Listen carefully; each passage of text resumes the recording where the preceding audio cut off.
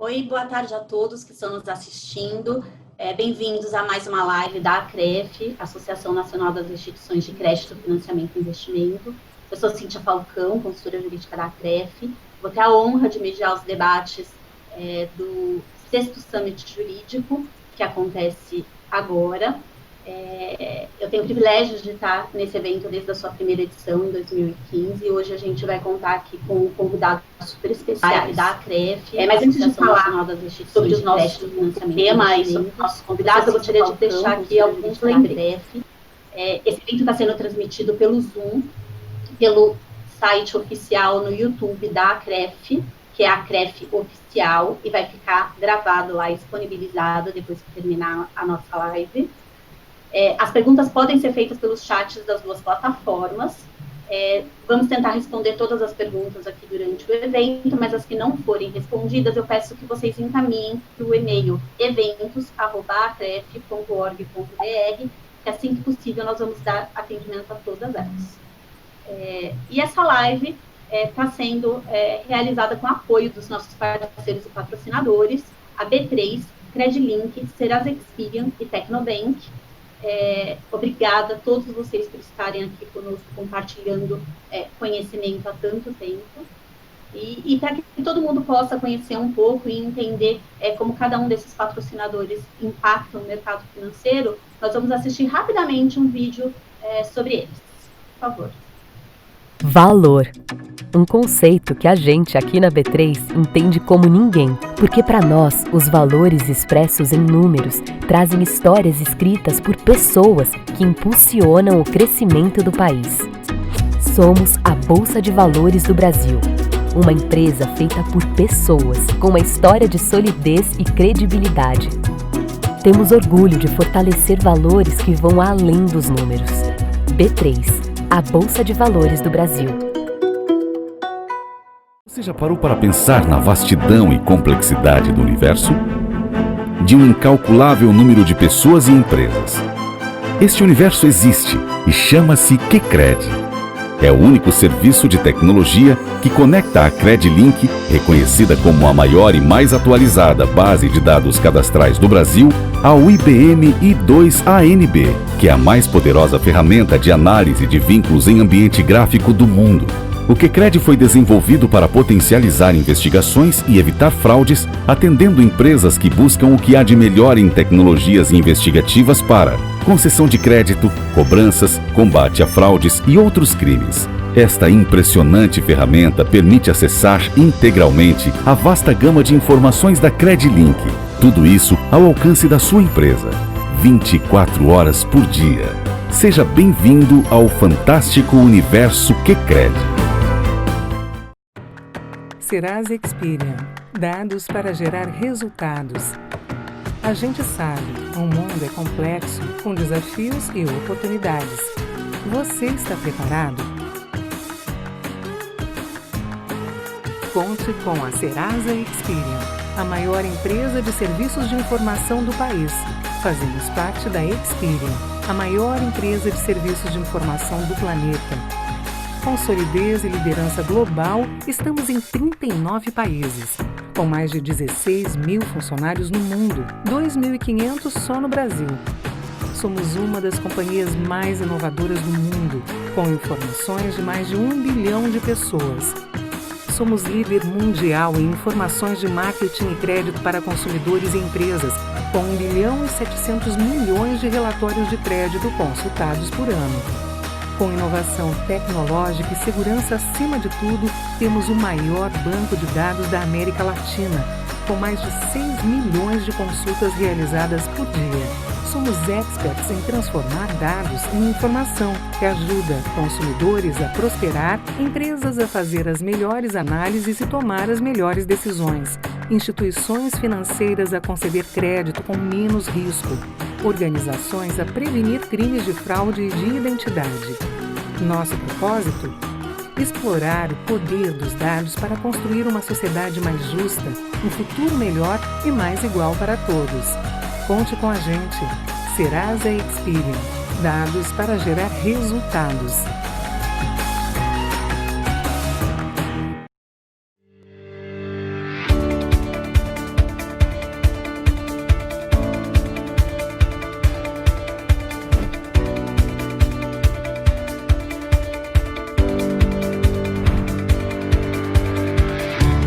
talentos estão conectados para criar soluções inovadoras e inteligentes, que contribuem com o trabalho de pessoas e instituições que confiam na experiência da Tecnobank. Porque, antes de sermos tecnológicos, somos humanos.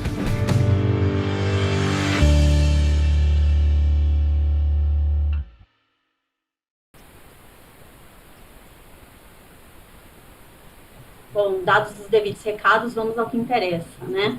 O tema da nossa live hoje é Direitos sem Barreiras. E nós vamos falar especialmente sobre duas barreiras hoje que o mercado encontra com os consumidores, que é a barreira da comunicação e o efetivo acesso à justiça. E aqui eu não estou falando do judiciário, mas da justiça, efetivamente. Sobre comunicação, os rankings de reclamação mostram claramente que os clientes estão muito insatisfeitos com as informações prestadas pelo mercado financeiro. O ranking do Banco Central do último trimestre mostrou entre os 5 maiores temas reclamados a insatisfação com o atendimento e as informações prestadas de forma inadequada. No último mês, 1/3 das demandas do consumidor.gov tiveram as mesmas reclamações. No judiciário, por sua vez, nós temos aí 78 milhões de processos em andamento que consomem 1,3% do PIB brasileiro. E também aí 1/3 dessas demandas judiciais versam sobre temas relacionados à comunicação. E para debater essas e outras questões, eu gostaria de convidar o Luiz Eduardo da Costa Carvalho, presidente da CREF, sócio fundador e presidente do Conselho da Leca Financeira, para dar as boas-vindas em nome da associação e falar um pouquinho aqui da sua visão dos temas que a gente vai debater hoje. Bem-vindo, Luiz.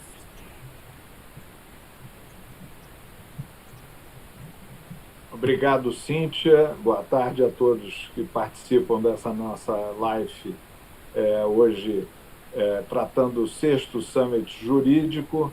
Queria agradecer aqui a presença do Dr. Marcos Bruno Miranda, juiz federal no Rio Grande do Norte.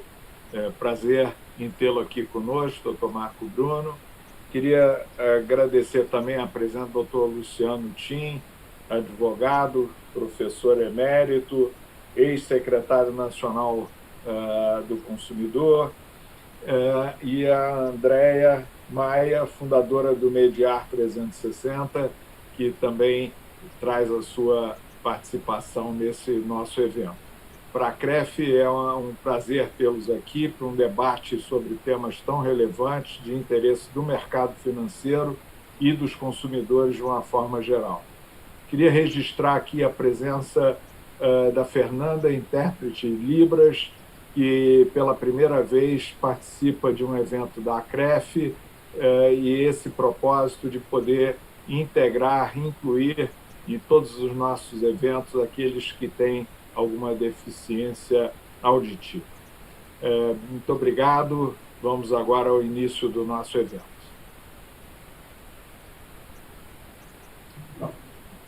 Então, quero aqui dar as boas-vindas para o Dr. Marco Bruno Miranda, juiz federal do Rio Grande do Norte, professor da Universidade Federal do mesmo estado, mestre e doutor em Direito, com formação em Inovação e Liderança pela Harvard Kennedy School, membro do Conselho Nacional de Inteligência da Justiça Federal e do Comitê Nacional de Conciliação do CNJ.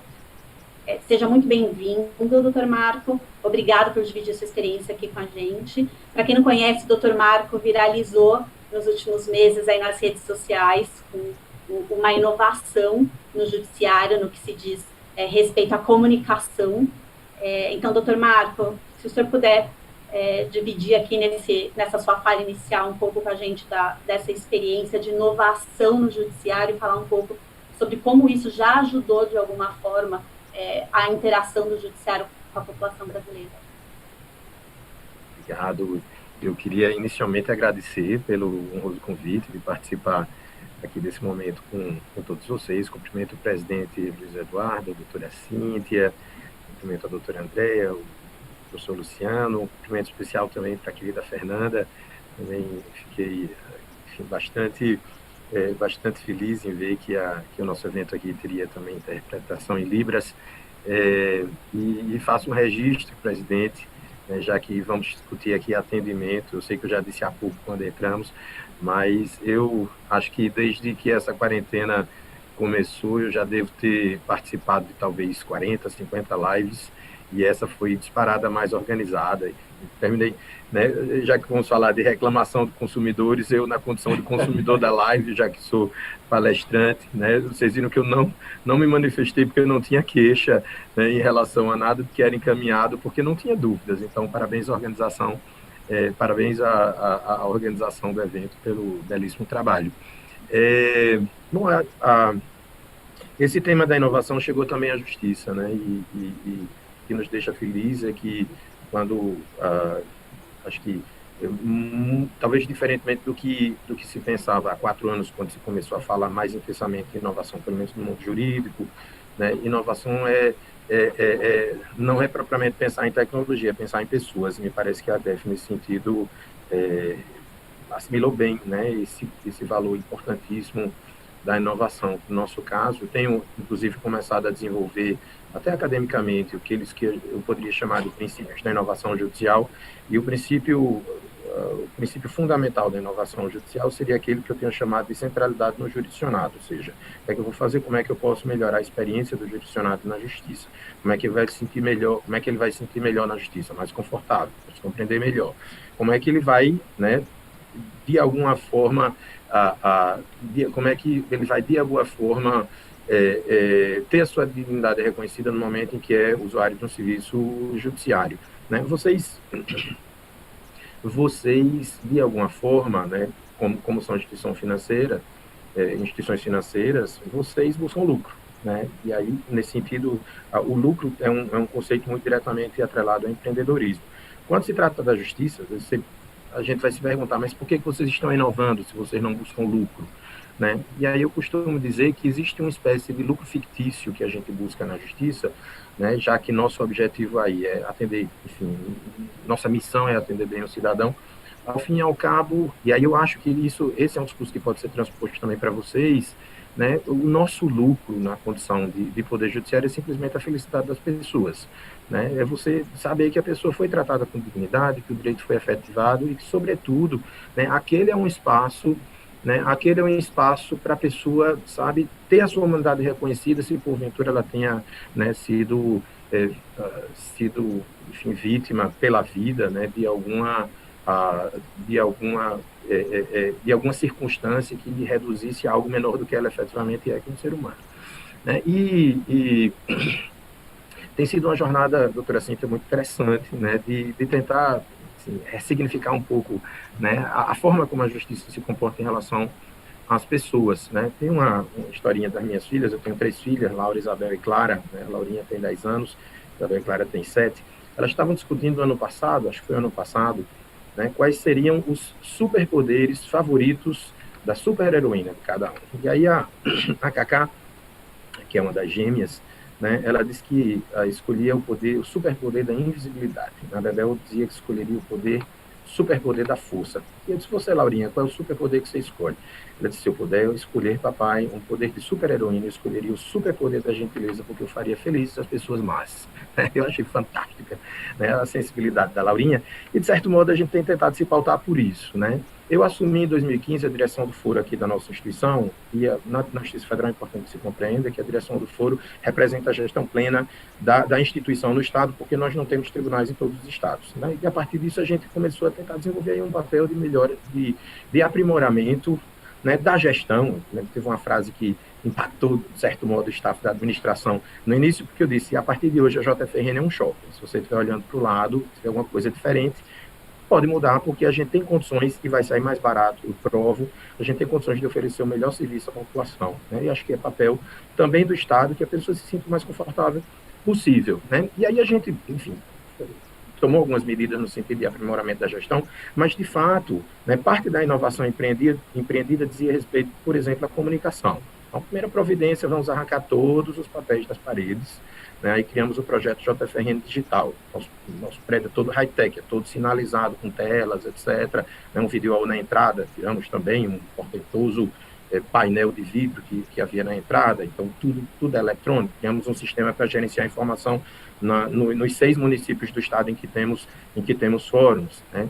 E aí mudamos também o perfil de comunicação, também em relação à população. A gente começou a se preocupar, por exemplo, a desejar Feliz Dia Internacional da Mulher às mulheres do Rio Grande do Norte no Dia Internacional da Mulher. Inclusive, uma coisa que às vezes é difícil da justiça, com um depoimento sincero. Então, assim, eu me lembro que numa das mensagens, e fomos treinados para isso, os juízes, né, alguns servidores foram treinados para aparecerem no vídeo, né? Porque a gente fazia com vídeos, elaborávamos vídeos e lançávamos para o Rio Grande do Norte. Né? E eu me lembro que em um dos vídeos a gente disse, mesmo a Justiça Federal não observa a equidade de gênero. Você não ser sincero com a pessoa, eu acho que a pessoa se sente bem quando vê que está recebendo honestidade.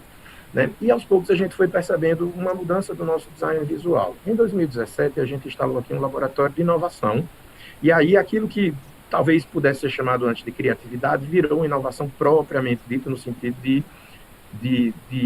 aplicação de uma metodologia voltada a agregar valor público, né, à instituição. Então, a gente começou a e aí, na área de tecnologia realmente sou muito forte, como também na área de pessoas, mas a gente finalmente meio que mergulhou nesse mundo, né, e aí o que a doutora Cíntia falou há pouco, né, terminou chegando mais diretamente, pelo menos na minha vida, quando eu deixei a direção do foro faz 1 ano e 3 meses, que eu pude me dedicar novamente à vara, né? E aí a gente tomou algumas medidas. A gente fez um mapeamento da vara como um todo, né? Fazendo o mapeamento da vara, a gente resolveu perceber cada detalhe do que a gente poderia melhorar a experiência do jurisdicionado do advogado. Por exemplo, a gente resolveu abandonar o balcão e criou uma central de relacionamento. Então, o atendimento era mais reservado, uma mesa redonda, um QR Code na parede com informações sobre a vara, um cafezinho, né? A secretaria, por exemplo, quando digitalizamos todos os processos, a gente transformou numa área de coworking, enfim. E agora, durante a pandemia, por exemplo, criamos uma central de relacionamento virtual. E aí, no ano passado, a gente resolveu substituir um estagiário de direito por uma de design para implantar um programa de visual law. Né? E aí a gente começou primeiro trabalhando no novo termo de audiência. Hoje tem um sisteminha com pictogramas para o termo de audiência. Eu falei nas minhas filhas, mas agora minha esposa é promotora de justiça, porém em outro estado. A gente não fala de direito porque quando a gente se encontra no fim de semana, não quer falar de direito, né?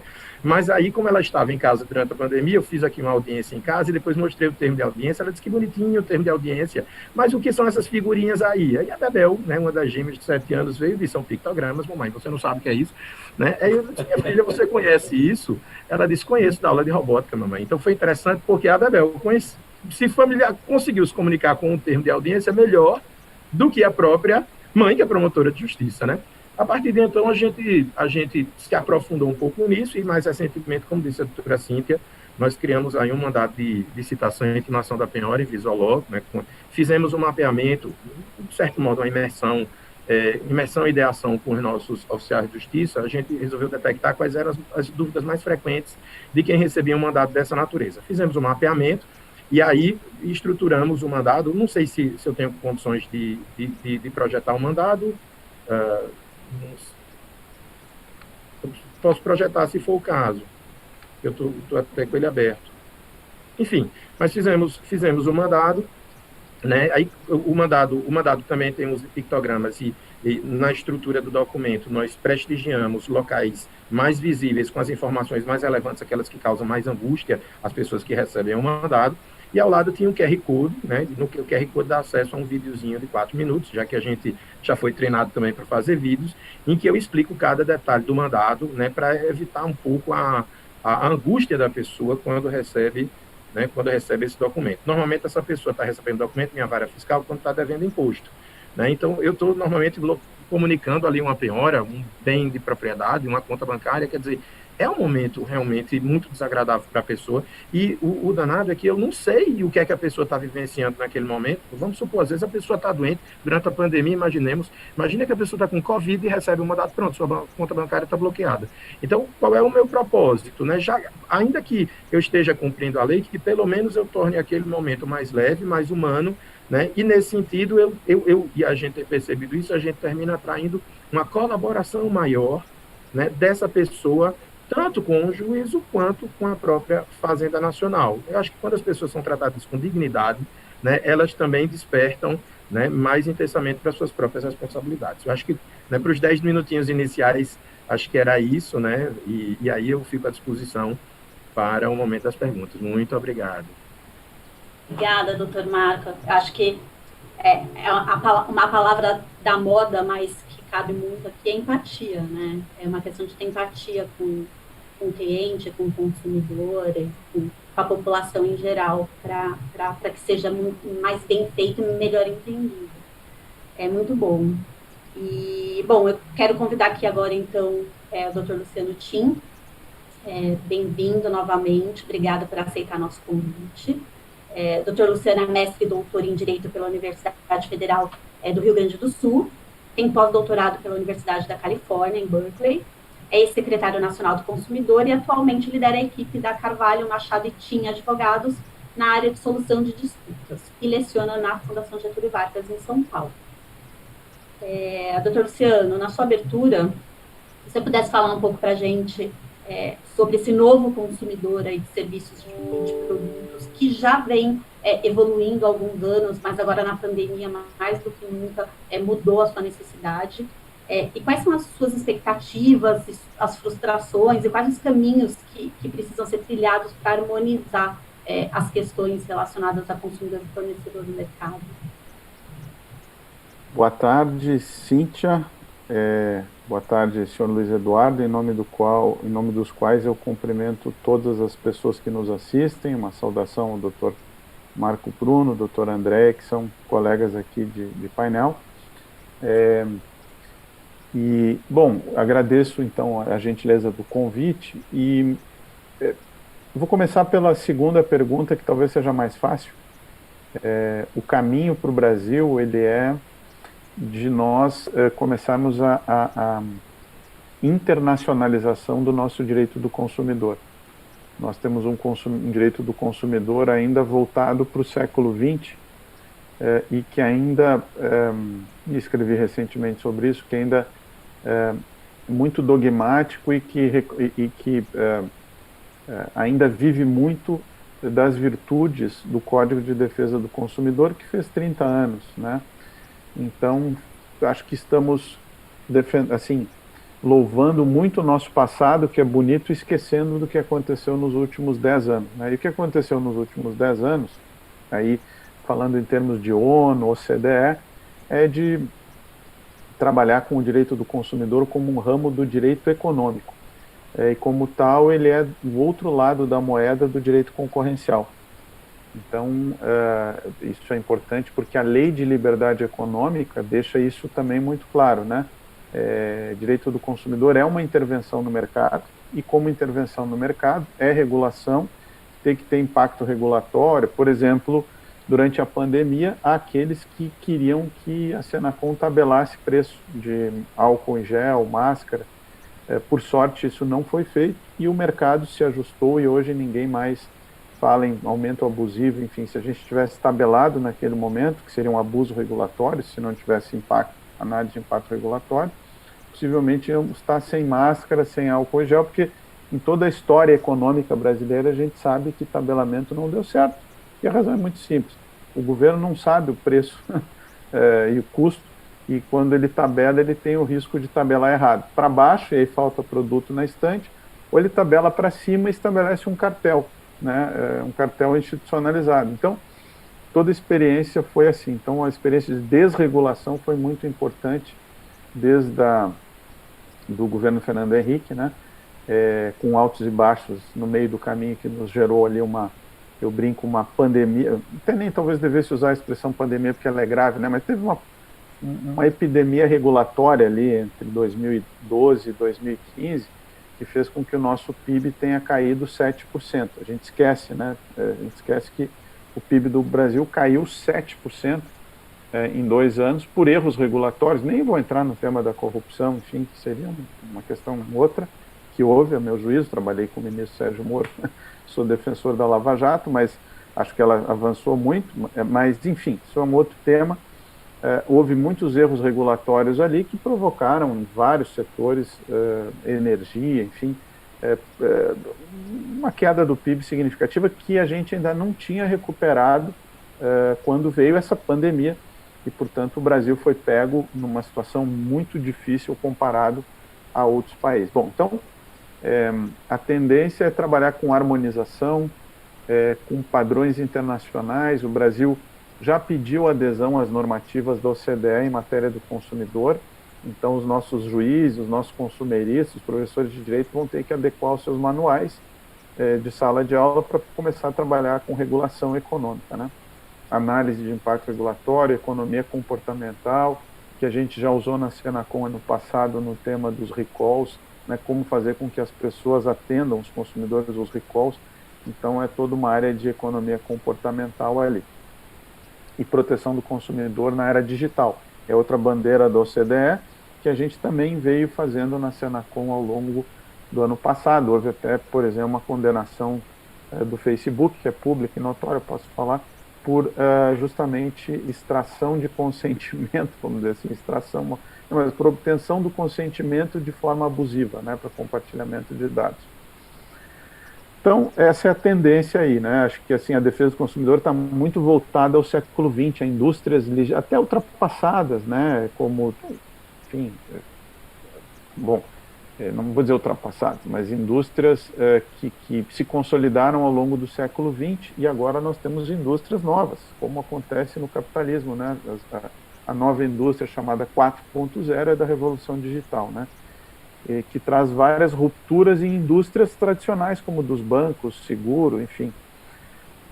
Então, o próprio setor bancário vai se ver diante da concorrência com as fintechs, né? E aí a necessidade de nós desburocratizarmos para estabelecer mais concorrência no setor bancário, que é importante para os consumidores brasileiros, né? Então, diminuir barreira à entrada, diminuir regulação é importante para que as empresas menores consigam se estabelecer em ambientes competitivos.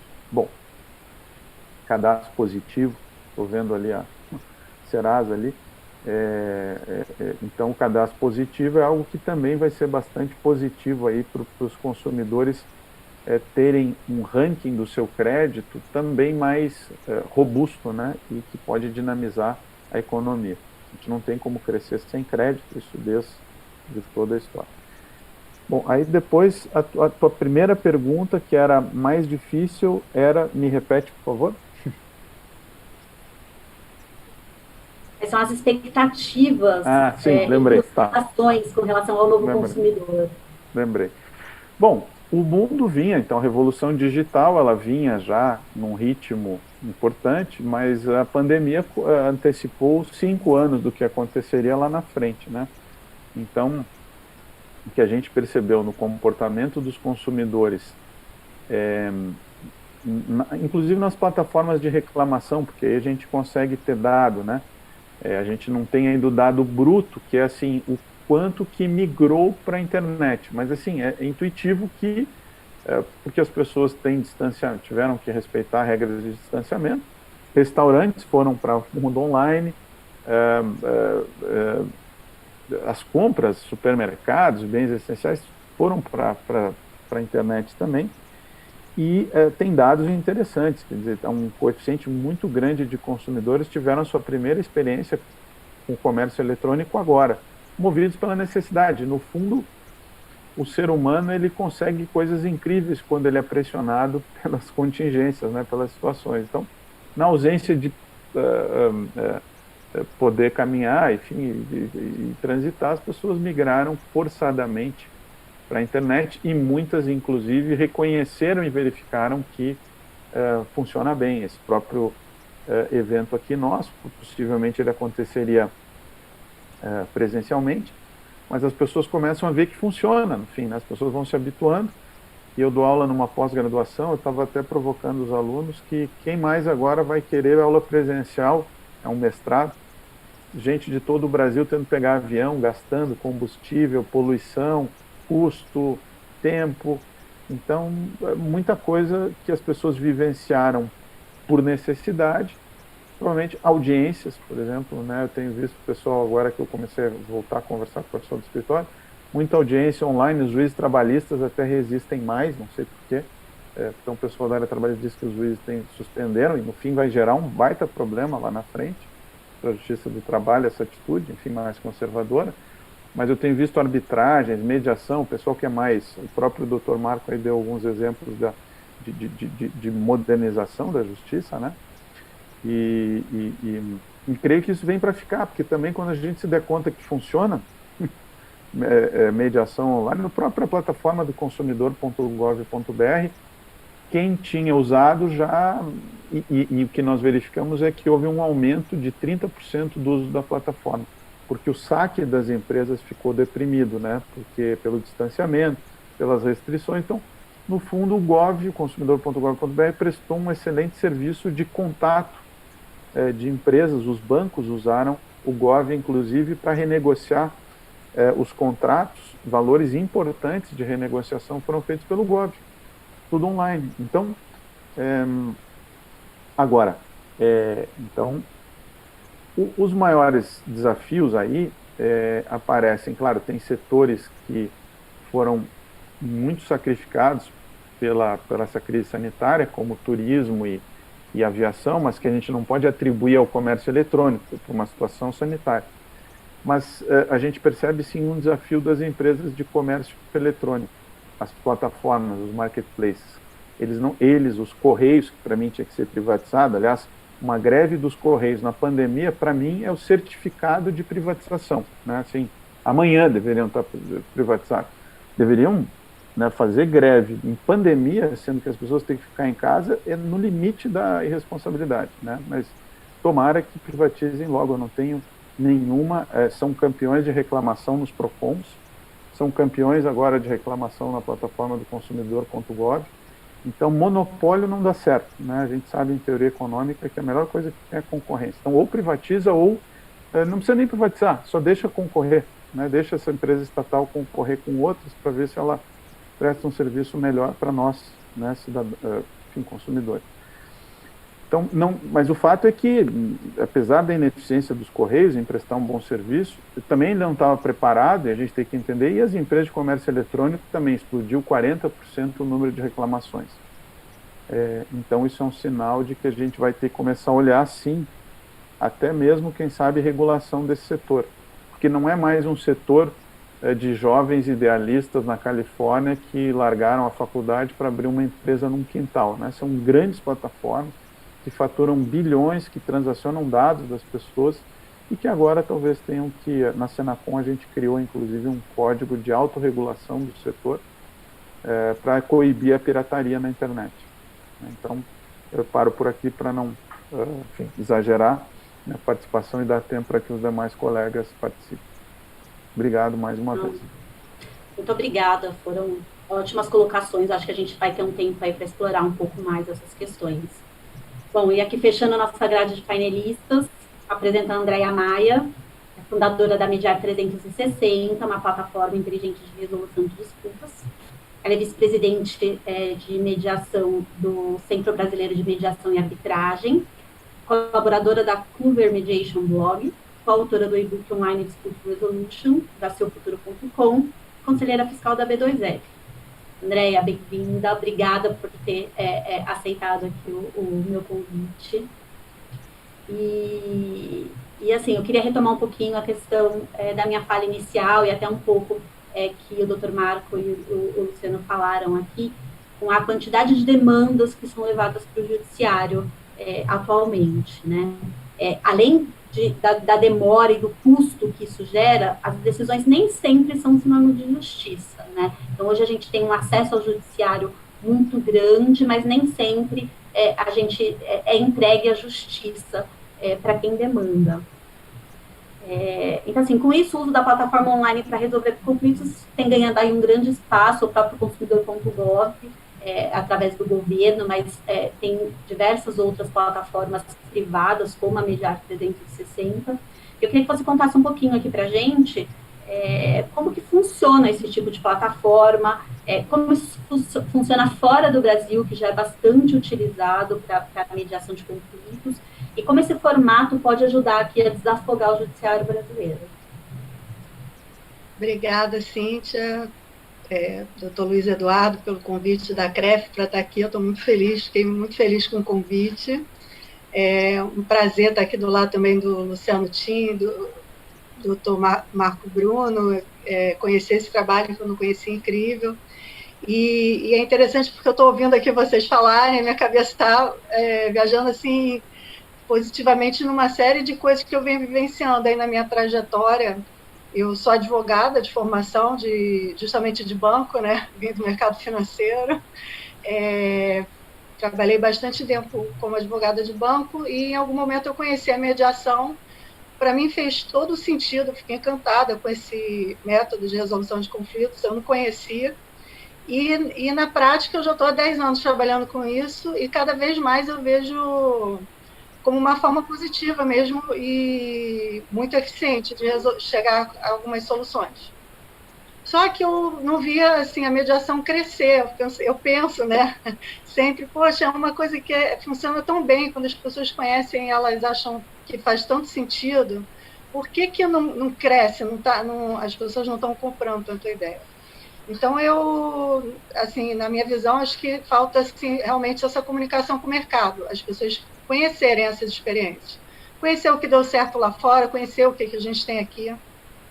E eu comecei, então, a tanto trabalhar com mediação, quando montei a Mediar 360, e busquei começar, então, a divulgar, e as pessoas começam, então, a me ligar para perguntar, né? Fui chamada para uma mediação no judiciário, como é que funciona essa ferramenta? Comecei nos escritórios de advocacia, que eu tenho vários amigos de escritório, pela minha trajetória trabalhando num banco que praticamente trabalhou com quase todos os escritórios empresariais aqui do Rio, pelo menos, tentando entender por que eles não usavam mais, por que não utilizavam, né? Falando com as empresas, por que não utilizar? Então, eu fui identificando esses pontos vamos dizer, esses nós, né? essa falta de desconhecimento mesmo, que o Marco Bruno aqui mencionou, né? As pessoas não conhecem, por isso às vezes elas não procuram. E agora esse momento acho que é muito positivo para crescer esses modelos, porque como estou vendo aqui vários tipos de inovação, de coisas interessantes sendo faladas, então a gente está começando não só ter essa necessidade, a pessoa está indo lá para o comércio online porque precisa, os bancos estão precisando se adequar a essa nova realidade, o judiciário, um super exemplo aqui, eu fiquei encantada com tudo que foi falado pelo Dr. Marco Bruno, Visual Law, só que talvez nem todo mundo tenha conhecimento ou saiba onde buscar essas informações. Então, a Mediar, eu comecei a montar essa plataforma, tomando como, vamos dizer, inspiração algumas ferramentas lá de fora, que depois eu percebi que para a nossa realidade do Brasil deveria ser algo um pouco diferenciado, tá? Então, eu busquei justamente, hoje eu busco dar voz a todas essas plataformas ou formas de resolução inovadoras de conflitos. Né? Eu tento, então, trazer para esse público de advogados, que eu tenho falado em várias palestras, ou de mediadores, ou de empresas, que existe hoje também, quer dizer, como o presidente aí da casa mencionou enquanto a gente estava no bate-papo antes, né? É um problema que a sociedade já tem há muito tempo e agora ela tem que aprender a lidar com ele de outra forma, né? Essas reclamações, essa falta de diálogo, né? Como a gente mencionou aí no início também, esse aqui foi um dos eventos mais bacanas que eu já vi em termos de organização. E eu tenho participado de muitos eventos, então significa que as pessoas também estão se adaptando, cuidando mais de como... E estão aprendendo, né? Estamos todos, na verdade, aprendendo juntos. Então, eu comecei olhando para algumas plataformas que existem lá fora, né? Uma que é muito conhecida e muito falada, e trazendo aqui algumas experiências internacionais daqui, né? Era uma plataforma chamada Modria, que agora chama Tyler, que ela foi criada justamente nos Estados Unidos, mais ou menos lá pelos anos 90, para lidar com os problemas gerados dentro do marketplace chamado eBay, né, que é um marketplace hoje super conhecido. O eBay lá atrás percebeu que nessa compra e venda que ele intermediava, muitas vezes acabava gerando conflitos, as pessoas não sabiam como resolver os seus problemas, eles tinham informação, tinham dados de como poderia... Alguns resolviam, foi juntando dados e ajudando então o consumidor dele a buscar a melhor solução quando tivesse uma divergência numa compra ou venda, seja com a qualidade do produto, a não entrega, preço.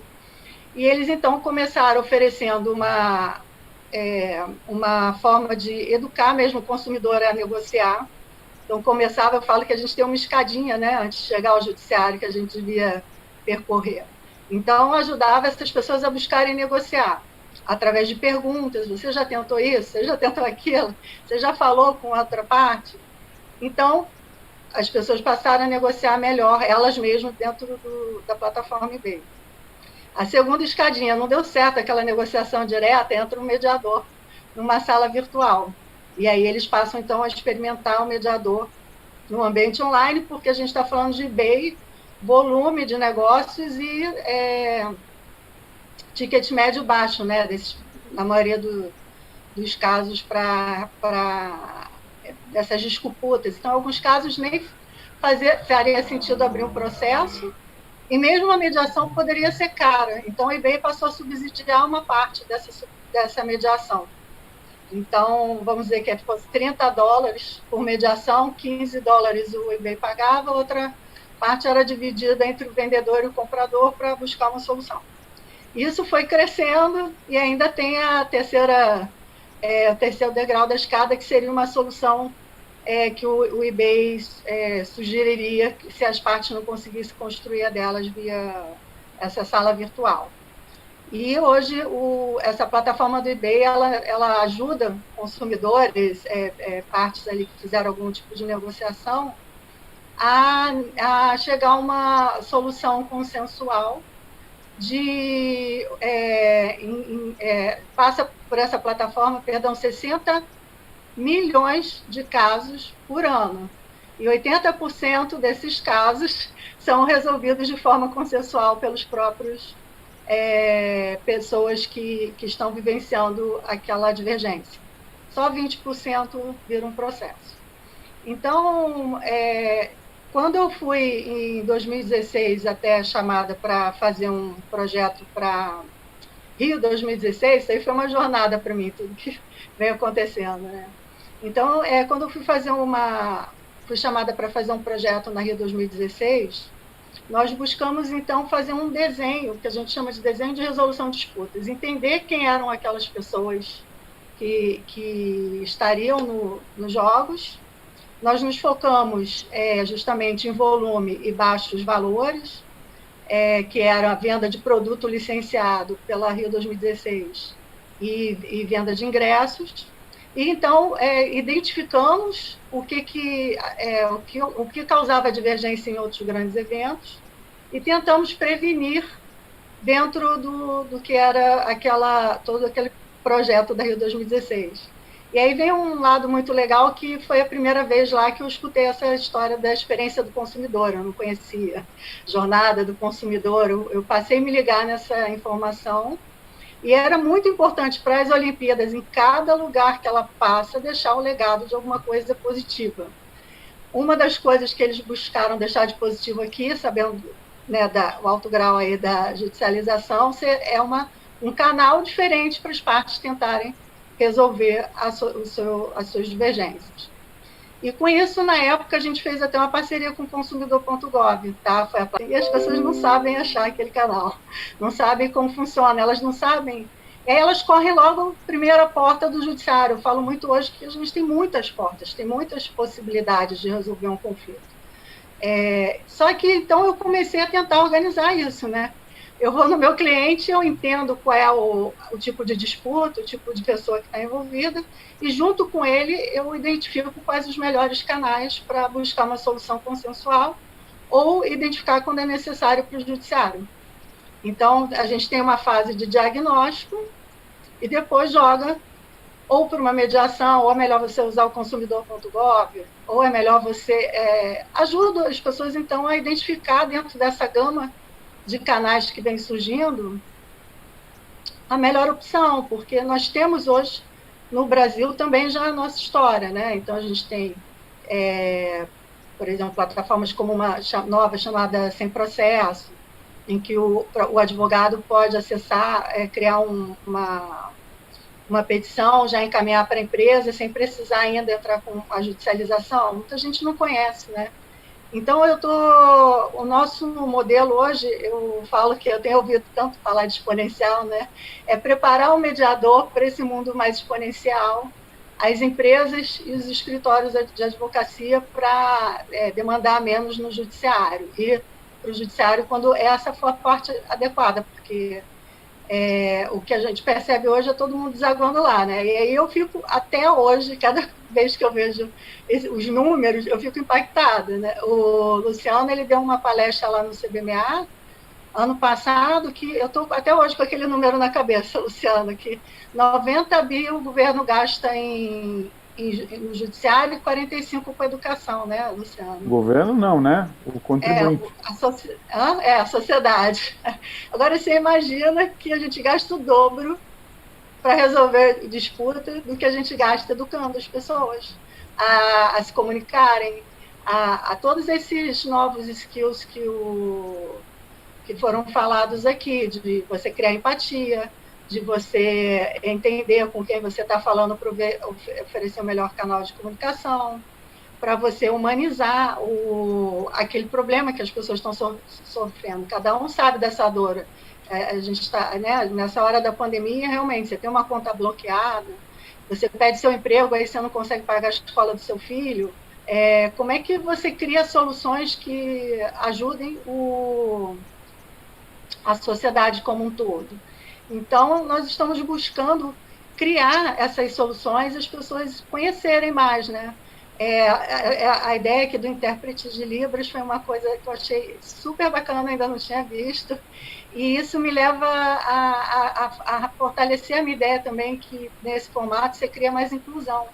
Eu, ano passado, tive a oportunidade de fazer um projeto junto com uma empresa que nós identificamos primeiro que o usuário, muitas vezes a pessoa que a gente estava chamando para negociar, né, ou para vir para uma mediação, não tinha um computador, não tinha acesso à internet. Então, nós bolamos, na época, um projeto que as pessoas ligavam para um número e era feita uma conference via por telefone, onde entrava a empresa, entrava a pessoa que estava vindo negociar, entrava o mediador, e esse custo ele vinha para a empresa de mediação, depois jogava no custo ali do projeto, né?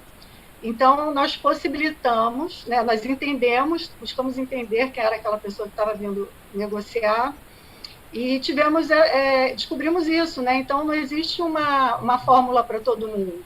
Você tem que identificar qual é aquele nicho, então a Mediara ela busca isso hoje, 360, identificar como é que é aquele nicho, e eu estou ligada então nesse mercado o tempo todo. Por exemplo, esse ano eu já descobri uma iniciativa na Bahia, falando de inclusão, de mediadores cegos.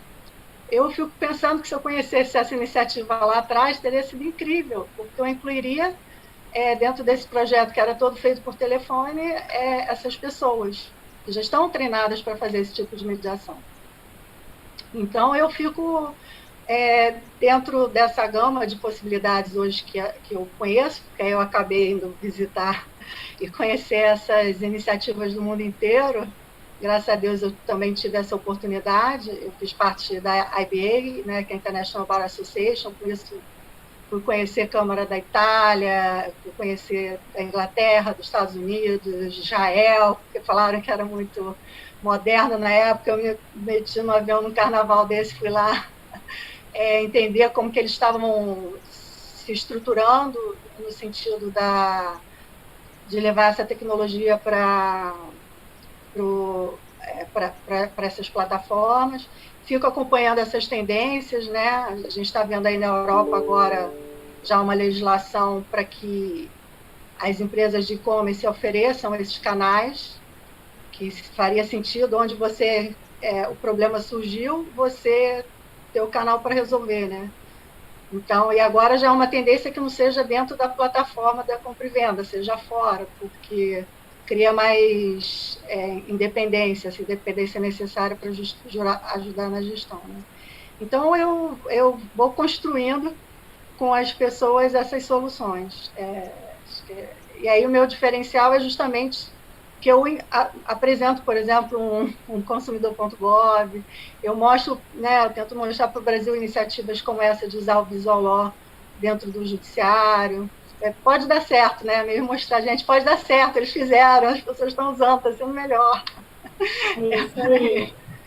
Legal, Andréia, obrigada. É super importante mesmo, né? Eu acho que o que você falou é a mais pura verdade. Muitas vezes as pessoas não utilizam porque não conhecem. Então, o que cabe aqui é a gente cada vez mais demonstrar quais são essas ferramentas alternativas para solucionar o conflito antes de chegar no judiciário. Bom, eu queria então aqui, para a gente tornar aqui uma coisa mais dinâmica, trazer algumas questões. E queria começar aqui com o doutor Marco Bruno. A gente falando aqui de mediação, né, que eu acho que é o tema aqui que tanto o doutor Luciano quanto a Andréia trouxeram, o nosso sistema ele favorece definitivamente a judicialização dos casos, né, como a gente já falou. Mas o nosso Código de Processo, ele tem um artigo que diz que a conciliação, a mediação e outros meios devem ser estimulados pelos juízes, por advogados e defensores públicos, mas na prática a gente não vê isso efetivamente acontecendo, né? O próprio judiciário, quando recebe uma ação, óbvio que tem o direito constitucional de ação, mas ele processa isso sem antever se o cliente buscou uma solução disso diretamente com quem ele está demandando. O que eu queria entender, assim, enquanto membro do judiciário, né, qual a sua visão sobre isso? Como você acha que a gente consegue mudar esse formato de judicialização de demandas consumeristas? Eu acho que, e aí eu acho que é mais fácil eu responder isso como professor que propriamente como magistrado. Porque eu acho que o que falta, infelizmente, nós temos um ensino jurídico muito teórico. Então, a gente estuda o que é conciliação, a gente estuda o que é cooperação, mas a gente meio que não sabe praticar, né? E a Faculdade de Direito tem um déficit muito significativo nesse sentido. A gente até tenta suprir aqui na UFRN um pouco disso, mas o mundo não se resume, né, nem a UFRN, nem a universidade em que o professor Luciano dá aula. Né? A gente vai ter um mundo, e é um mundo difícil de alguma forma de ser pensado coletivamente, porque a gente tem o maior número de advogados do mundo e esses advogados já estão no mercado. Então, não se trata apenas de formar quem agora está saindo da faculdade já está saindo sob esse marco normativo diferente, mas de a gente levar em consideração, né, o aprendizado histórico que está circulando simplesmente no mercado jurídico. Eu tive o ensejo de me deparar com uma situação muito interessante logo depois que o Código de Processo Civil entrou em vigor. Né? E a minha vara não era nem sentença minha, poderia ser, mas não era sentença minha, mas o tribunal anulou uma sentença e determinou a realização de uma perícia. Né? Eu sabia que aqui em Natal a gente dificilmente conseguiria realizar aquela perícia com certa presteza, porque era uma perícia que envolvia uma questão relativa a minério, a gente teria dificuldade aqui de realizar aquela perícia. Então, marquei uma audiência para a gente tentar um negócio jurídico processual, a gente de alguma forma conseguisse ali, né, simplificar o que fora determinado pelo tribunal. E aí eu sei que veio advogado, procurador, né, e eu disse, olha, eu marquei essa audiência para a gente ver qual seria o melhor encaminhamento do processo, etc. Né, e aí uma das partes ficou extremamente resistente ao que a gente estava propondo e com um bloqueio de diálogo que era absolutamente inacreditável. E aí eu disse, olha, mas aqui a gente está tentando, né, aqui estimular a cooperação.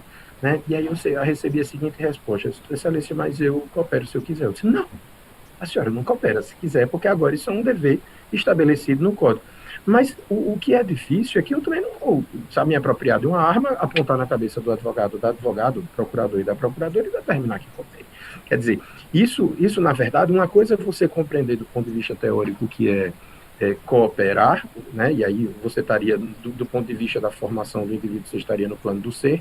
Outra coisa é você desenvolver habilidades, você formar o indivíduo do ponto de vista ético, quanto aquele valor, e também capacitá-lo para saber fazer, para saber cooperar, porque basicamente e a gente vê até na estrutura curricular dos cursos de direito, a gente vê a quantidade de disciplinas de processo e as disciplinas de processo voltadas essencialmente ao litígio, né? E aí a combinação é explosiva, porque se você for analisar efetivamente o sistema judicial brasileiro, é barato litigar no Brasil, né? Você tem uma quantidade enorme de advogados, então, de certo modo, até a questão dos honorários no Brasil é algo que, às vezes, aviltante, né? Às vezes, advogados que aceitam litigar e propor ação ao juiz por nada, né?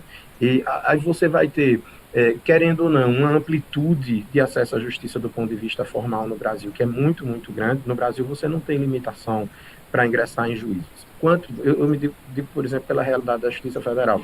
Nos Estados Unidos, você não ingressa com ação contra o governo norte-americano em qualquer situação. Para vocês terem uma ideia, afora determinadas varas especializadas, tributária, tem ações relativas à Seguridade Social, por exemplo, você vai ter uma vara no país inteiro, em Washington, que vai aceitar genericamente ações contra o governo dos Estados Unidos. Aconteceria, por exemplo, se o FBI batesse, um carro do FBI batesse no seu, né? E o juiz, como tem uma quantidade pequena de ações, ele tem condições de circular pelo país fazendo audiências, né, para poder dar vazão lá a quantidade de processos que ele tem. Tanto que na Justiça Federal lá, basicamente, se você analisar a Constituição dos Estados Unidos, você vai ver que não tem ações contra, não é uma justiça essencialmente de ações contra o Estado, né? É basicamente cidadãos de outros estados. Por quê? Porque como juízes estaduais são eleitos, se você tiver uma ação de um indivíduo da Califórnia contra um indivíduo da Flórida, por exemplo, a tendência é que se a ação for movida na Flórida e o juiz é eleito, haveria ali um problema de isenção por parte do juiz da Flórida, então esse processo vai para a Justiça Federal. Mesmo assim, você vai ter, e aí a estatística diz isso, a Justiça Federal norte-americana com 16 vezes menos processo do que a brasileira. No final, se a gente for analisar o quantitativo de processo que a gente vai ter aqui no Brasil, é um verdadeiro milagre. O que é que a gente tem tentado, quando a gente trouxe, então, essa agenda da inovação no Poder Judiciário, cria laboratórios de inovação, etc., a nossa ideia tem sido, basicamente, de se apropriar desses novos valores e fazer com que as pessoas pratiquem esses novos valores nas oficinas que nós oferecemos nos laboratórios, né? E aí a gente, no caso da Justiça Federal, nós já os temos em alguns estados. Para vocês terem uma ideia, eu já tive o ensejo de aplicar legal design dentro de um processo judicial. Por quê? Porque às vezes o processo judicial tinha uma certa complexidade e eu não consigo fazer com que as pessoas compreendam ali o norte, a existência de um norte de uma porta aberta fora do Código de Processo Civil para você solucionar um problema. Então, a gente aplica legal design para quebrar, de certo modo, o gelo. Diz, olha, vamos aqui abrir a mente, você tem novos horizontes aí que podem ser levados em consideração, né? E aí, ao que a gente tem feito, do ponto de vista do juiz, é investido bastante na formação judicial, e a formação judicial tem contemplado esses aspectos, né, de você aprender, né, a praticar aqueles valores, diferentemente da formação que está arraigada desde a época que você saiu da Faculdade de Direito. No caso da Justiça Federal, a gente vinha conversando antes, né, nós começamos como é que a gente pode dizer, a lapidar algumas tipologias mais específicas para certos tipos de conflito, até percebendo que algumas metodologias não dão certo, né, para determinadas questões. Eu me lembro, eu participava, era bem jovem, em 2006, de uma comissão no CNJ, o CNJ era recém-criado, eu participei da comissão que criou a chamada Semana Nacional da Conciliação. E, na época, eu insistia que, além daquela Semana Nacional da Conciliação, a gente precisava de uma outra estratégia, porque, para a Justiça Federal, aquilo ali não funcionava para um quantitativo significativo de processos, em particular as demandas efetivas, aquelas que diziam respeito ao próprio funcionamento de políticas públicas, né? E a gente disse, olha, não adianta você ficar estimulando a conciliação como se aquilo ali fosse um conflito eminentemente privado, porque o perfil do conflito da Justiça Federal é completamente diferente, né? Aí eu dizia, aí depois eu terminei desenvolvendo, publiquei, disse, olha, o conflito da Justiça Federal é tipo estrutural. Hoje se fala muito, por exemplo, de demanda estrutural no Brasil, mas eu já mencionei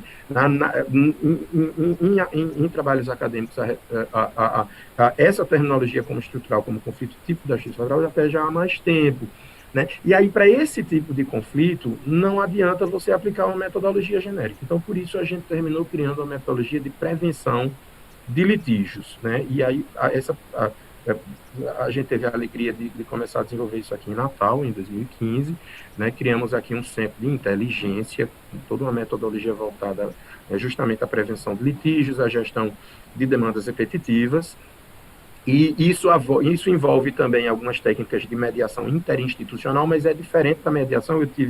Eu também tive a oportunidade de estudar um pouco mediação, fui a Boston fazer um curso, né? E não é exatamente a mesma coisa para o tipo. A gente às vezes até aplica, né, considerando a tipologia do conflito, mas para alguns casos ela não vai funcionar para o tipo de conflito que vem para a Justiça Federal. Por exemplo, você tem um problema no SUS. Não adianta você achar que numa audiência de conciliação, ou mesmo numa audiência de mediação, você vai conseguir resolver o problema de um serviço que não funciona, né? A forma de abordagem é outra. E aí a partir da instalação aqui do Centro de Inteligência, a gente terminou convencendo, enfim, promovendo uma grande divulgação do nosso trabalho e convencendo a que essa metodologia fosse implementada nacionalmente. Então, foi criado o Centro Nacional de Inteligência da Justiça Federal, integro o centro que é sediado em Brasília, e com a determinação de que cada estado criasse também o seu centro local de inteligência, né? Para nossa alegria agora, essa metodologia chegou também à Justiça Estadual, já temos alguns. Ontem mesmo eu fiz uma reunião com o Tribunal de Justiça do Distrito Federal, que implementou o seu centro, né? E a gente vai ter aí um novo caminho também, né? Para trilhar nesse contexto da desjudicialização. E um aspecto que eu acho que é importante também, a gente também não pode. Nós temos alguns milhões de advogados, né, e mais de 1 milhão de advogados, e o caminho não pode ser simplesmente que você se desvencilhar dos advogados. Os advogados estão aí, estão no mercado, são profissionais importantíssimos. Então, o que eu acho que a gente precisa também é ressignificar o papel do advogado, e, por exemplo, no caso do Centro de Inteligência, a gente precisa compreender como é que o advogado vai ser remunerado por prevenir litígios. Porque a forma de remuneração do advogado é muito vinculada à briga, né? E às vezes o desestímulo que a gente vê, por exemplo, né, a queixa aí da doutora André em relação à mediação e à conciliação é porque nem sempre isso é rentável. Isso pode ser bom para a empresa, mas não necessariamente é bom para o advogado. Então, é preciso colocar também, é preciso colocar em discussão também qual é o papel do advogado nesse contexto, como ele vai ser remunerado e como ele merece. Ser bem remunerado, não porque ganhou uma causa, não porque ele falou alto, não porque ele gritou numa tribuna, mas porque ele evitou um litígio. E isso foi melhor para o cliente dele, para a sociedade brasileira, para a economia. Acho que, como muito brevemente, seriam essas minhas observações. Muito bom, é isso mesmo. Eu tenho notado que as empresas de poucos anos para cá têm investido mais em prevenção do que em litígio, até porque o contingenciamento não é interessante, né? Mas ainda tem um longo caminho aí pela frente para que isso realmente se torne uma realidade. Eu queria agora fazer uma pergunta para o Dr. Luciano,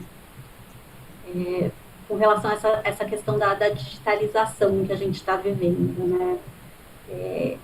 Eu vi algumas pesquisas que afirmam que cada pessoa toma por dia pelo menos 30 mil decisões, sendo que 95% delas acontecem de forma intuitiva e emocional.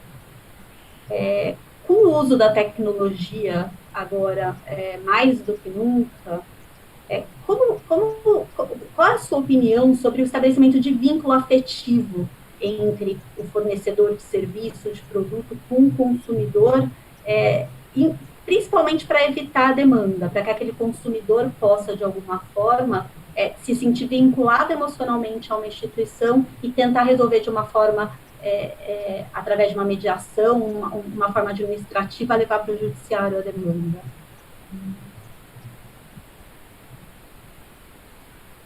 Eu concordo com a fala do Dr. Marco Bruno, no sentido de desjudicialização, de que a Faculdade de Direito, de fato, no caso da FGV, o currículo é muito diferente, né, do currículo tradicional, mas eu acabei estudando os currículos das faculdades, porque ajudei a Unicinos a montar uma graduação lá em Porto Alegre, e muitas faculdades, inclusive as mais tradicionais, remontam o currículo do século XIX, né? Então é muito ultrapassado mesmo, muito dogmático, né? Por isso que eu me inclino muito para o chamado pragmatismo jurídico, para análise econômica do direito, jurimetria, enfim, quando a gente, e eu sempre defendi isso, a gente tem que trabalhar também no direito com evidências, né? Não só a medicina tem que trabalhar com evidências, mas o direito ainda é muito conceitual, né? Tem um jurista português, catedrático de análise econômica do direito de Lisboa, que diz que para o jurista dogmático a realidade é um detalhe que atrapalha o raciocínio, né? Então, evidentemente, é jocoso, porque como é que a realidade vai atrapalhar o raciocínio? Mas muitas vezes se percebe que se constroem edifícios teóricos com muito pouco contato com a realidade. Poderia dar um exemplo polêmico, né, como a interpretação do Supremo sobre a pessoa só ir presa depois do trânsito em julgado. Com certeza isso, do ponto de vista, claro, dogmático, tem livros e livros, mas eu não conheço nenhum país que deu certo que alguém vá preso só depois do trânsito em julgado. Não tem como, o sujeito... Isso incentiva a corrupção, enfim, são coisas muito graves, né? E assim, Estados Unidos, onde eu morei, Inglaterra, às vezes, normalmente depois do primeiro grau, porque já inverte já a presunção de inocência, inverte com uma condenação judicial, né, depois do trânsito julgado. Mas, enfim, é só um exemplo, mas a falta de pragmatismo vai em vários, e como eu trabalhou no governo, assim, a dificuldade para você, inclusive, gastar recurso público é incrível. Aí tem Tribunal de Contas, CGU, AGU, MPE.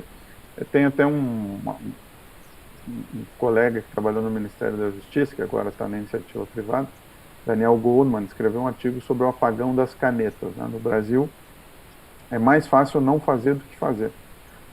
Então, de fato, isso é um desafio, e tem muitos pontos, e o acesso à justiça não é acesso ao judiciário, é acesso a uma forma de resolver o problema, né? Com relação às decisões, no fundo, para que eu acho que o tema fique bem compreendido, porque eu já escrevi uma das matérias que eu dei na FGV foi sobre economia comportamental. O que os economistas hoje identificaram a partir da psicologia comportamental é que o cérebro humano toma decisões baseadas em 2 subsistemas, né? Subsistemas que eles também estão conectados, eles não são completamente separados, né? O nosso cérebro ele tem conexão, que é o sistema emocional intuitivo, rápido, que é o sistema 1, e o sistema 2, que é o sistema que faz conta, que é pragmático, que é o 2, né, que é lento. Então, o lento, ele toma mais, nós fomos, assim, desenhados fruto da evolução das espécies, né? Saímos dos nossos antepassados primatas e fomos evoluindo, e hoje somos resultado disso, pela teoria da evolução das espécies, a qual eu digamos, endosso. Então, como máquinas de sobrevivência, a gente toma decisões que nos gastam menos energia. E é óbvio que um sistema 1, que é rápido, gasta menos energia do que o 2, que precisa pensar, precisa refletir, irrita, dá trabalho. Mas o ser humano foi capaz de botar um avião, né, no céu. Se a gente pensar, isso é complexo, tem física, né? E eu brinco que o que vai nos salvar dessa situação de pandemia é ciência, né? É o sistema 2. Não é narrativa, não é retórica, não é crítica, hermenêutica, é o 2 ali, é fazer conta, ciência, pesquisa. E a gente no direito tem que começar a aprender a trabalhar com isso. Então, muitas das decisões que tomamos, por uma razão de eficiência mesmo, do nosso algoritmo biológico, orgânico, que é o cérebro, são decisões intuitivas, não necessariamente sentimentais, mas intuitivas, rápidas. Por exemplo, durante a pandemia, as pessoas estavam estocando máscara, álcool e gel. Isso é uma decisão baseada em medo. Então, não é necessariamente afetiva, mas é intuitiva, é sentimento, medo. E as decisões de consumo estão relacionadas à restrição de renda. Então, claro, é a primeira restrição, né, é renda. Então, a pessoa vai consumir tal marca se ela tiver renda para isso.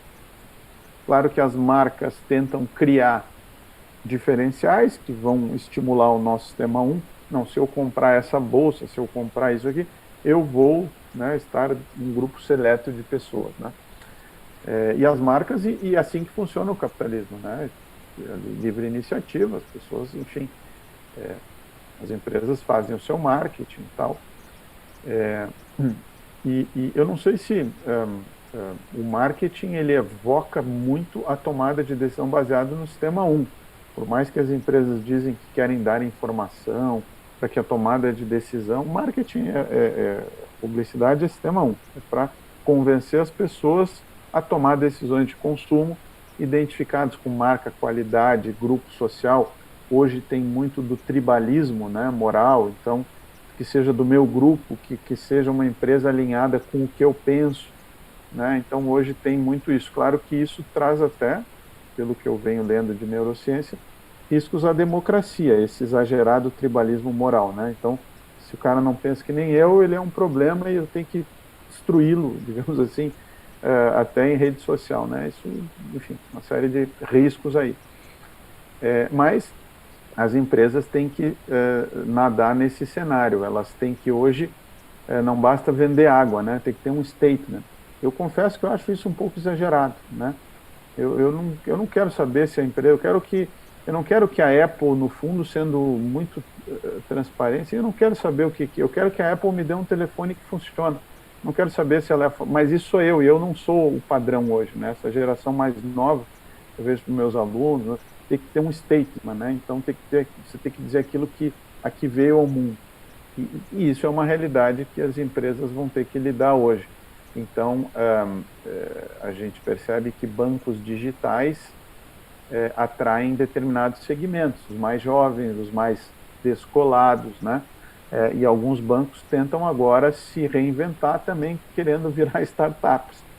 Né? Eu estava brincando com um amigo assim, o banco mais antigo do Brasil agora quer virar uma startup. Mas, enfim, você tem que surfar um pouco essas ondas, é marketing, né? Enfim, então, para não perder aqueles públicos mais jovens que precisam de statement, que querem que a empresa faça algo socialmente também relevante. Enfim, acho que é uma realidade que está se impondo, eu acho pessoalmente que isso faça sentido ou não, né? Mas é uma realidade que as empresas, os próprios escritórios de advocacia, agora também, daqui a pouco o cara não é só um escritório de advocacia, ele tem que contribuir para a realização da justiça, ele tem que, e você começa a ver que isso começa a pegar corpo, e é uma situação que, e é isso, quer dizer, os escritórios também vão ter que se reinventar e achar formas de resolver o problema das pessoas que não passe por pegar uma procuração e ir no judiciário, né? Muito bom, é isso mesmo.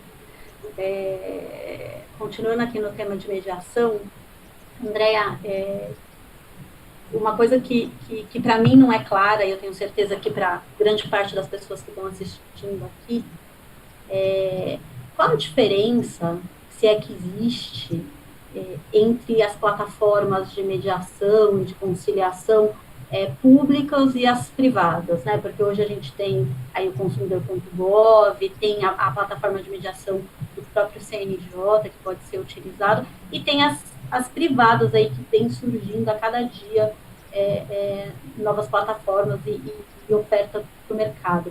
Tem alguma diferença? Qual que pode ser melhor utilizada na iniciativa privada para fins de relacionamento com o cliente no mercado financeiro, por exemplo? Entender um pouquinho da sua experiência com relação a isso. Pois é, Cíntia, acaba que nessa minha trajetória, e foi exatamente uma das coisas que a gente identificou, né? Essa questão, até anotei que a gente chama de múltiplas portas, né? Mas a tipologia do conflito, você justamente fazer essa análise do conflito e identificar qual a melhor dessas portas. Porque conflito, né, como a gente vê, 100 milhões agora diminuiu, né? Mas tinham 100 milhões de processos, mas vários tipos que vão para os PROCONs e outros canais. Então, é interessante que no início eu estava tentando até fazer uma plataforma que adequasse a todos esses canais, todos esses segmentos e problemas. Só que eu cheguei à conclusão que isso não é viável. Na verdade, você precisa ter vários modelos, e existem já até, né? E conseguir identificar isso, que é qual a plataforma. E aí, justamente, foi interessante você fazer essa pergunta, porque amigos meus, né, como eu falei, às vezes a pessoa, antes de ir para uma mediação, ela me liga para perguntar, né, saber o que vai esperar, e tem outros que agora, nessa situação que a gente está vivenciando, me liga também para saber como que resolve a divergência que ela está vivenciando. Aí eu vou lá, escuto e tento identificar o melhor. E aí, nessa identificação que você tem que verificar, o valor que está sendo discutido. Faz sentido contratar uma plataforma privada que, de repente, ela vai ter um custo? Se tem uma possibilidade de uma mediação pré-judicial hoje, para determinados casos?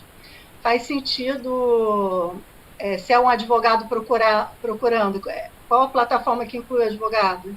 Se sua questão você não quer com o advogado porque é um valor baixo, enfim, e não faria sentido ter um advogado, qual é a plataforma que você vai procurar? Então, o consumidor.gov, por exemplo, ele abre um canal das pessoas se comunicarem via e-mail, né, também, e chegar nas empresas. Ele tem um hub aí, né, com várias empresas inscritas, mas depende do tipo da questão que ela está vivenciando.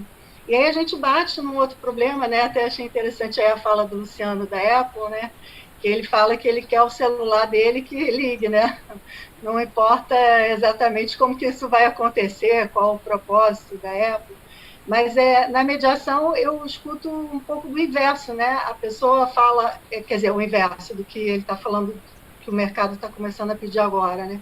Eu começo, às vezes eu chegava numa empresa e começava a tentar identificar e explicar a diferença de mediação, conciliação, negociação.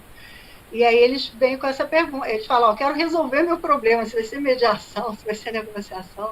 Foi até uma dúvida que a gente teve na hora de montar o nome da empresa, né?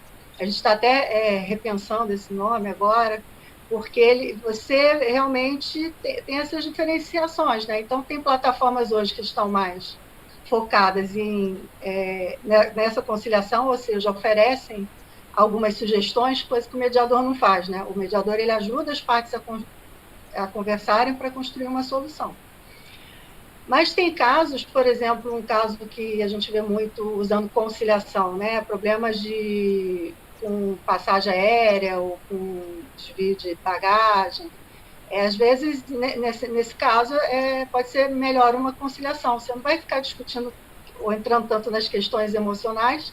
Ao mesmo tempo, você não pode se perder, porque as pessoas estão vivenciando uma controvérsia. Então, elas querem ter dignidade, elas querem ser escutadas, elas querem ter oportunidade de entender por que determinado problema surgiu. No caso da mediação, aí você já vai procurar um outro tipo de plataforma, uma plataforma que oportunize essa conversa mais, talvez mais complexa, mais longa, para entender melhor a raiz do problema, do interesse das partes. Por exemplo, a gente está falando aqui muito de negócios, mas você pode ter uma plataforma para ajudar as pessoas a se separarem, né? Você pode ter uma plataforma para ajudar os mediadores agora a se adaptar a essa realidade que está surgindo. Então, eu tenho dado muito... Eu me surpreendi. Agora eu lancei um curso de negociação e mediação lá no CBMA, online. Eu falei, vou lançar como um piloto, né, essa ideia aí do startup e ver o que vai acontecer, né? Em 2 dias já tinham 50 inscritos e fila para a segunda turma, porque as pessoas também estão ávidas de entender, né, de se adaptar, como é que elas falam aqui dentro desse ambiente, como é que elas se colocam dentro desse ambiente, como elas se comunicam melhor. Então, vão ter plataformas que vão estar mais centradas no mediador, dele ter essas ferramentas, poder encontrar o mix que ele se sente mais à vontade, porque também não adianta oferecer para ele uma plataforma que eu acho maravilhosa e ele não consegue usar. Então, eu ofereço, eu penso, né, junto com eles, alguns mixes de ferramentas, na realidade, né? Como é que eu uso uma assinatura eletrônica? De repente, todo mundo caiu dentro desse mundo, precisa se adaptar e as pessoas têm velocidades diferentes, né? Então, hoje o que a gente tem é uma diversidade de plataformas e esse desafio de conseguir entender qual a melhor para o tipo de conflito que você está vivenciando. Então, hoje nós temos essas do governo, que eu acho que deveriam ser acionadas dependendo do custo ou até da situação mesmo da pessoa, né? Eu acho que não faz sentido, na minha visão, uma empresa grande talvez lançar mão dos mediadores do judiciário. Os mediadores do judiciário deveriam estar disponíveis, de repente, para uma microempresa, para uma startup. Eu faço mediação em todos os lugares para ir testando as coisas, né? Então, poxa, lá no judiciário, eu mesmo fico, poxa, chega aqui uma mediação, de repente, de uma... tem muita coisa de empresa familiar, né? Duas irmãs que montaram um salão em determinado lugar, e um salãozinho pequeno. É uma empresa, uma mediação empresarial, elas estão tendo um conflito, né, uma necessidade de resolver a questão societária delas, mas não teriam recursos para pagar uma plataforma privada, um mediador privado. Então, eu recebo esse tipo de caso lá, né? Ao mesmo tempo, eu recebo de grandes corporações que, de repente, poderiam ter uma plataforma privada, usar um mediador privado e deixar esse trabalho gratuito para as empresas que precisam, para a impressão e recuperação judicial, por exemplo, né, que talvez tivessem seria mais um entrave para elas poderem criar uma solução, ainda ter que pagar uma empresa ou mediadores, não sei, estou aqui fazendo até um brainstorm com vocês das situações que eu vejo. Então, a diferença, eu acho que é você justamente encontrar essa porta, né? Você tem possibilidade de fazer mediação no judiciário, tem pré-judicial, tem para as já judicializadas, e tem toda uma possibilidade de prevenção, e essa escolha vai depender do valor que está ali na disputa, as pessoas que estão envolvidas, elas têm acesso a esse mundo digital ou não tem? Né? Então, então, a gente vai criando. Tem, como eu te falei, já projetos em que você usa telefone, outros textos, outras salas virtuais. Tem todos esses modelos. É importante ver realmente qual é a situação, né, Andréa, para poder identificar, então, qual é a melhor plataforma. Né? Muito bom. Bom, gente, o tempo passou voando, a gente tem algumas perguntas aqui que foram encaminhadas que eu não vou conseguir abordar aqui com vocês. Por favor, quem mandou pergunta no nosso chat, eu peço que encaminhe no e-mail da ACREF, no eventos@acref.org.br, que a gente vai dar um encaminhamento aí nos próximos dias. Foram muitas informações importantes aqui, né, que a gente teve hoje. Quando a gente fala de mudança no jurídico, a gente sabe que é muito difícil, né, tem uma resistência, advogado gosta de um formalismo, que a gente tem visto aí a mudança, mas ela acontece aos poucos, mas essa transformação digital aí trouxe uma consciência diferenciada, não só para os advogados, mas até para o judiciário, né, como a gente tem aqui um exemplo fantástico do Dr. Marco. A gente vai ter que encerrar agora. Para a gente poder encerrar aqui com chave de ouro, eu queria passar a palavra para cada um dos nossos convidados para as considerações finais. Por favor, queria começar aqui com o Dr. Marco Bruno. Dr. Marco, se você puder também, só a primeira pergunta que chegou aqui, no seu encerramento, falar só um pouquinho sobre o que você entende com relação ao uso do Visual Law também na iniciativa privada, se você acha que isso pode, de alguma forma, não ser bem visto quando chegar no judiciário, um documento desenhado e usando pictogramas, e as suas considerações finais, por favor. Perfeito. Bom, vou primeiro responder, né? Eu acho que, eu sei que eu tenho percebido um certo receio dos advogados em particular em relação ao uso do Visual Law. Eu acho que esse receio é menos infundado do que se imagina. Eu estava discutindo, por exemplo, com um desembargador aqui do nosso tribunal, que recebeu uma petição da Advocacia Geral da União. A Advocacia Geral da União aqui na 5ª Região, a sede de Recife, está com uma iniciativa, um departamentozinho de Visual Law, e já tem usado no tribunal e tem sido muito bem recebido. Acho que qual deve ser a preocupação em relação ao... Mais do que a estética do documento que está mudando, acho que a maior preocupação do advogado no momento desse uso privado para depois chegar ao Poder Judiciário é quanto à usabilidade desse documento. Então, por exemplo, o mesmo desembargador que elogiou a iniciativa da Advocacia Geral da União se queixou porque um determinado advogado colocou alguma prova em QR Code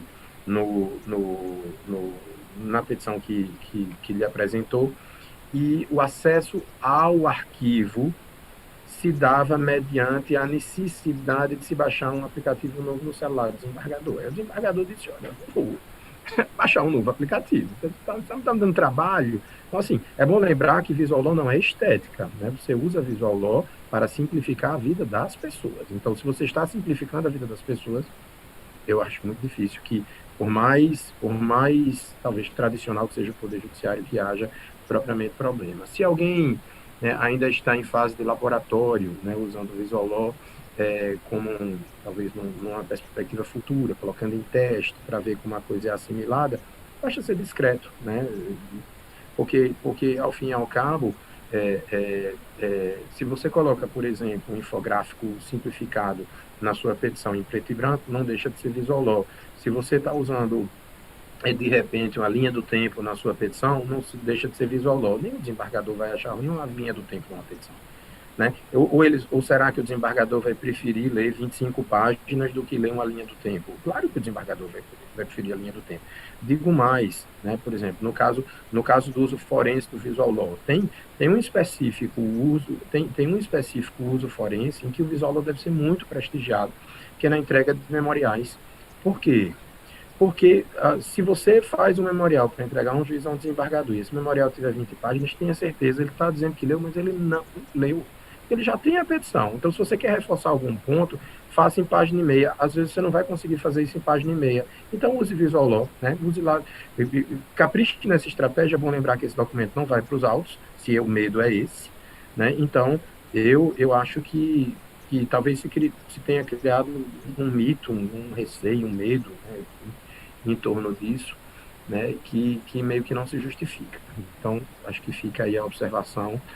Eu a preocupação, eu acho que isso pode ser desmistificado em relação ao documento privado que pode ir aos autos, mas também em relação ao documento que é dirigido, sim, ao Poder Judiciário. Eu não vejo problemas pelo fato de eu ter iniciado o uso, não. É porque eu tenho visto, por exemplo, já hoje eu almocei com o juiz do trabalho me reclamou porque tinha me pedido que eu enviasse o mandado para ele usar e eu me esqueci. Então, assim, eu já recebi solicitações de várias pessoas em relação a essa metodologia. O pessoal realmente tem ficado empolgado, querendo ou não, por que a justiça não quer ter uma cara diferente? Claro que ela quer, né? Então, eu não me preocuparia com isso, não. Apenas seja discreto, cuidadoso, evite exagero, evite que a coisa resvale para o ridículo, né? É uma questão de bom senso no momento que você vai definir quem vai ser, né, aquela pessoa que vai receber aquele documento. Então, já que se fala de empatia, é preciso ter uma empatia em relação ao desembargador ou ministro que vai receber, né? Pense nele, pensando nele, você vai ter condições de traçar de estratégia em torno disso. E no mais, eu só queria parabenizar a CREF pelo evento, pela organização, dizer da honra, da alegria de poder ter participado aqui hoje deste evento, né, com a doutora Andréia, com o doutor Luciano, né? Faço esse agradecimento ao presidente Luiz Eduardo, à doutora Cíntia, cumprimento também a nossa querida Fernanda, a intérprete de Libras. Muito obrigado e tenham um excelente final de semana. Muito obrigada, doutor Marco. Andréia, você quer fazer as honras, por favor? Então, eu quero agradecer a oportunidade de estar aqui. Foi incrível escutar tudo que eu escutei hoje, saber de todas essas iniciativas. Quero convidar vocês a conhecerem a minha plataforma, que ela justamente tem esse propósito de buscar facilitar ou simplificar a busca de uma melhor solução para os conflitos que a gente está vivenciando aí, ajudar as pessoas a encontrarem a melhor ferramenta para elas, tanto o mediador quanto o escritório de advocacia, quanto as empresas. Então, eu os convido a conhecer a Mediar 360, meu Instagram, né, a gente está falando aqui no meu Instagram eu tento postar bastante informação, @AndreaMaia, e, enfim, e agradecer a todas essas, adorei conhecer todas essas iniciativas inovadoras, desde a intérprete de Libra até tudo que está acontecendo no Tribunal do Dr. Marco Antônio, até as novidades aí que vou chamar de Luciano, que a gente já virou amigo, eu não consigo. Luciano, eu considero, tá, Luciano? André, não sou mais secretário, não precisa ter toda. Sou agora um professor. Pô. E agradeço, presidente, Cíntia, pela oportunidade de estar aqui. Obrigada a você, Andréa. Foi ótimo te receber aqui. Bom, doutor Luciano, por favor, suas considerações finais. Não, só agradeço de fato a oportunidade de travar esse debate com o Dr. Marco, com a Andréia, que é amiga, sim, com certeza. Pode chamar de Luciano, assim como todos aqui, todas as pessoas que quiserem. Eu sou muito informal. Eu lembro que quando fui estudar na Inglaterra, o meu orientador era QC, né, que é Queen's Counsel, que é o barrister mais, é o tipo de advogado mais reputado. Ele, na Inglaterra, o advogado tem um advogado que integra a corte, que é o barrister, e que não pode falar com o cliente, e tem o solicitor, que não pode falar com o juiz. Então, o barrister é o advogado mais top, que é o que vai compor depois o tribunal, né? E então ele era, dentre os advogados, e na Inglaterra a gente sabe que, como é um sistema feito pelos juízes, né, a prática é mais importante que a teoria. Então, a coisa mais importante era ele, e além disso, ele era doutor em Oxford. Então, ele é o cara mais... Eu cheguei lá, ao doctor, ele, doctor, call me Andy, né? Me chama de Andy. Aquele cara podia... Assim, se ele pode ser Andy, com certeza eu, com muito menos, posso ser Luciano, poderia até ser Lu, né? Se ele pode ser. Então, eu não sou muito aquele estilo coimbrão, né? Aquela coisa formal. Meus colegas que, ao contrário de mim, foram estudar em Portugal, que é aquela coisa mais formal, eu sou muito informal e pragmático, enfim. Fiquei muito feliz de ver um magistrado falando de visual law, design law. Assim como eu tenho um amigo aqui em São Paulo que estudou case management, né? Como é que o juiz deve gerenciar casos. Acho que é o viçareiro, né? Então é isso, agradeço. Parabéns à iniciativa da CREF de, né, estimular esse debate, e tenham um bom final de semana. Fiquem com saúde aí, que nesse momento é o mais importante. Muito obrigada. Luiz, te convido agora para fazer suas considerações finais e dar sua mensagem institucional.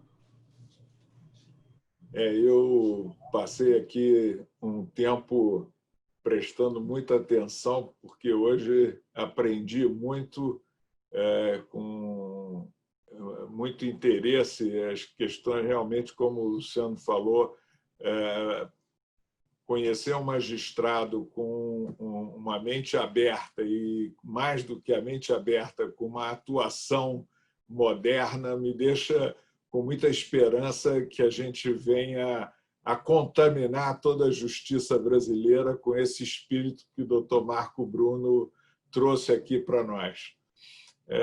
Queria agradecer a presença dele, queria muito agradecer também a Andréia pela atuação que teve, pelas informações que trouxe sobre o trabalho que ela desenvolve, que eu acho que é um caminho alternativo extremamente importante, né? E também agradecer ao Luciano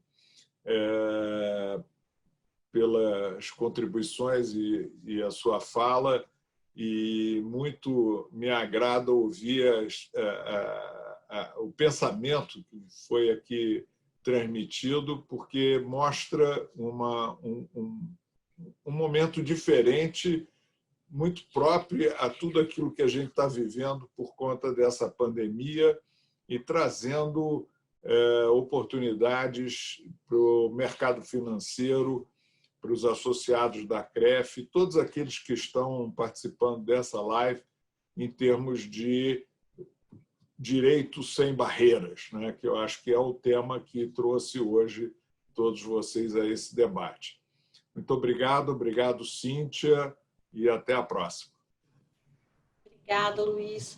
Bom, queria aqui agradecer todo mundo novamente, todos os painelistas, pelo conteúdo de hoje.